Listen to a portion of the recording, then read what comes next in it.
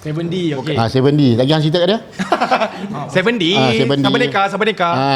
Jual macam-macam lah. Jadi nak pergi kedai tu. Masa abang masuk dengan kakak, abang punya driver, PA abang duduk kat luar dalam kereta.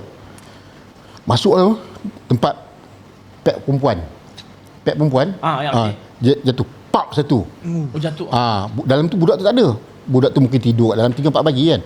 So, seram rumah pakcik dek. Izinkan. Okey. Lepas tu, Dah. nak tunjuk seram rumah. Lepas tu, sini tak ada kamera ke? Tak ada. Okey. Lepas tu, abang tengok kakak tengok abang. Sekali, pak, 3-4 jatuh. Benda tu, pek tu jatuh kan. Abang pun bulu rumah sudah naik dek.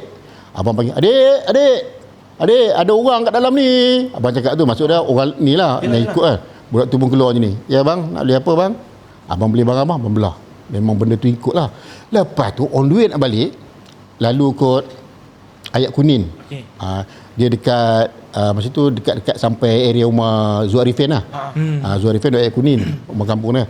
Sampai tu kat tiang tu, pocong kan. Dia macam ni kat tiang tu. Abang biasa buka tingkap tak tangan. Memang macam tu abang ni. Sekali abang cakap kat Telekom, cakap belok kanan. Kakak ni, kenapa? Belok kanan. Kakak masuk, member masuk lah. Kenapa abang tak cerita? Dia pusing balik. Keluar. Abang tengok tak ada. Keluar. Itu baru abang cerita. Ada pocong gini kau. Itu pengalaman abang lah.